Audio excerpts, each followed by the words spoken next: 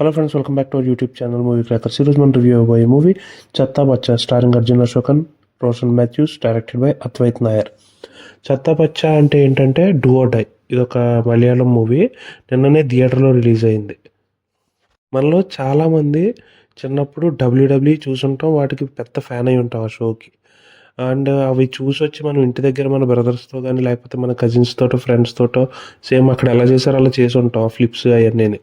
మీరు కనుక W W fan అయ్యి ఉంటే మీకు ఈ మూవీ డెఫినెట్గా నచ్చుతుంది. దానికి కారణం ఏంటంటే ఈ మూవీ కోర్ పాయింటే అది. ఈ మూవీ స్టోరీ ఏంటంటే ముగ్గురు బ్రదర్స్ ఉంటారు.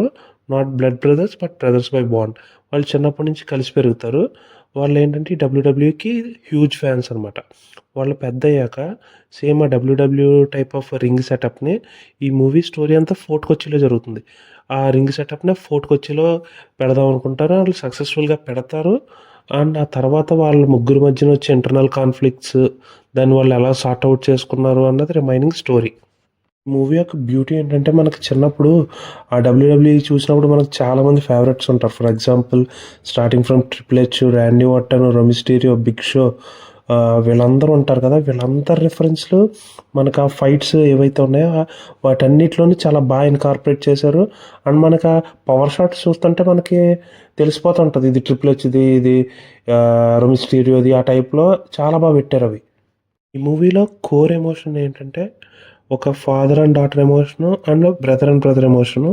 ఆ రెండు చాలా వరకు బాగానే వర్కౌట్ అయింది, కానీ అక్కడక్కడ కొద్దిగా మనకి ల్యాగ్ ఫీల్ అయితే డెఫినెట్గా వస్తుంది.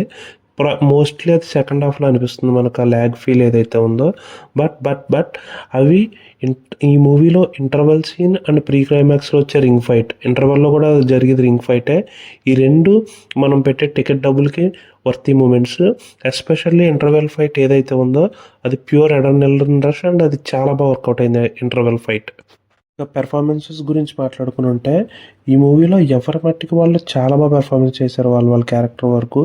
But special mention to the Arjun Ashokan.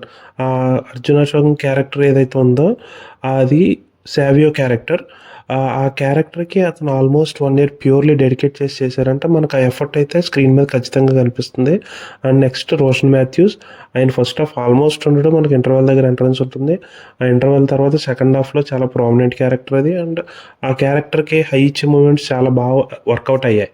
And దానికి రోషన్ మాథ్యూ చాలా యాప్ట్గా సెట్ అయ్యారు. అండ్ వీళ్ళిద్దరూ కాకుండా ఇందులో నెగిటివ్ షేడ్ చేసిన వైశాఖ్ నాయర్ అంట అబ్బాయి, అంటే మనకి ఆఫీసర్ ఆన్ డ్యూటీలో ఒక డ్రగ్ అడిక్ట్ బ్యాచ్ ఉంటుంది చూసారా, నెగిటివ్ బ్యాచ్, విలన్ బ్యాచ్, దానికి హెడ్ ఉంటాడు కదా అతను ఈ మూవీలో మనకి కొద్దిగా శకుని క్యారెక్టర్ ఉంటుంది చూసారా, ఆ టైప్ ఆఫ్ రోల్ ప్లే చేశాడు. అండ్ చాలా బాగా చేశాడు Vaishakh Nair. Especially over shadow అని చెప్పను, కానీ ఆల్మోస్ట్ హీరోస్ ఇద్దరికి దెబ్బ పెర్ఫార్మెన్స్ ఇచ్చే టైప్లో చేశాడు వైశాఖ్ నాయర్. అండ్ వీళ్ళ ముగ్గురే కాకుండా ఇందులో హీరో డాటర్ క్యారెక్టర్ ప్లే చేసిన రోజమ్మ అంట, ఆ క్యారెక్టర్ పేరు రోజమ్మ. ఆ పాప చాలా బాగా చేసింది ఆ పర్టికులర్ క్యారెక్టర్కి. మూవీ పాజిటివ్స్ విషయానికి వస్తే యాక్షన్ సీన్స్ అంటే మనకి రింగ్ మ్యాచెస్ 2 ఉంటాయి ఈ మూవీలోను. ఆ పర్టికులర్ 2 మ్యాచెస్ మనకి థియేటర్లో మనకి ఏ ఫీల్ వస్తుందంటే మనం ఒక డబ్ల్యూడబ్ల్యూఎఫ్ మ్యాచ్ని పెద్ద స్క్రీన్ మీద చూస్తున్నాం అన్నంత ఫీల్ తీసుకొచ్చారంటే లిటరల్లీ ఆ పవర్ షాట్స్ మనకు ఆల్మోస్ట్ ఆ డబ్ల్యూడబ్ల్యూఈ ఎంత రియలిస్టిక్గా ఉంటుందో ఈ ఫైట్స్ కూడా అంతే రియలిస్టిక్గా కొరియోగ్రాఫ్ చేశారు. దానికి స్పెషల్ షౌట్ అవుట్ అసలు. సెకండ్, ఇందాక చెప్పినట్టు లీడ్ యాక్టర్స్ పెర్ఫార్మెన్స్ వాళ్ళు చాలా బాగా పెర్ఫామ్ చేశారు. అండ్ ఇంకో పాజిటివ్ ఏంటంటే క్రిస్ప్ రన్ టైం, ఇది ఆల్మోస్ట్ ఒక 2 hours 14 minutes ఉంటుంది అంతే. నెగిటివ్స్ విషయానికి వస్తే మనకు సెకండ్ హాఫ్ కొద్దిగా ల్యాగ్ అయిన ఫీల్ అయితే డెఫినెట్గా అనిపిస్తుంది.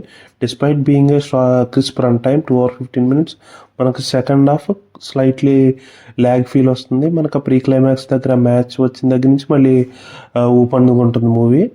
అండ్ ఇక్కడ కొద్దిగా స్పాయిలర్, మీరు స్కిప్ చేయాలంటే చేయొచ్చు. మనకి ఈ మూవీ క్లైమాక్స్లో ఒక క్యామియో ఉంది. Is a huge star in Malayalam industry. And ఆ క్యామియో కూడా చాలా బాగా వర్కౌట్ అయింది.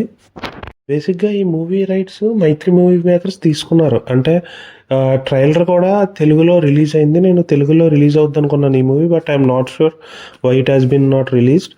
నాకు తెలిసి కమింగ్ వీక్స్ అన్న రిలీజ్ చేస్తారేమో మరి, చూడాలి. ఇఫ్ ఇన్ కేస్ ఒకవేళ తెలుగులో కనుక రిలీజ్ అయినట్లయితే, లేదు మాకు లాంగ్వేజ్ బ్యారియర్ లేదు అంటే ఇప్పుడే థియేటర్స్లో ప్లే అవుతుంది ఇది. ఖచ్చితంగా వెళ్ళి చూడండి. This is a must watch theatrical experience.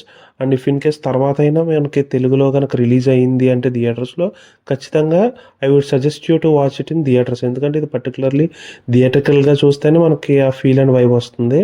And లేదు మేము ఓటీటీలో చూస్తున్నాం అంటే తర్వాత వచ్చాక ఖచ్చితంగా చూడొచ్చు. అండ్ ఓటీటీలోకి వచ్చాక ఇది బెస్ట్ రీసెంట్ మలయాళం మూవీస్ లో టాప్ చేస్తుంది డెఫినెట్గా. అప్పుడు గట్టిగా వినిపిస్తుంది ఈ పేరు, అప్పుడు చూసినా పర్లేదు. ఓవరాల్గా మూవీ క్రాకర్స్ ఇచ్చే రేటింగ్ ఎంత అంటే 3/5. మీరు ఈ మూవీ చూసారా? ఇఫ్ ఇన్ కేస్ మీరు ఈ మూవీ చూసుంటే మీ ఒపీనియన్ ఏంటన్నది కింద కామెంట్ సెక్షన్లో కామెంట్ చేయండి. ఇలాంటి ఎర్లీ అండ్ హానెస్ట్ రివ్యూస్ కోసం మన మూవీ క్రాకర్స్ ఛానల్ని సబ్స్క్రైబ్ చేయండి. Thank you. Movie crackers signing off.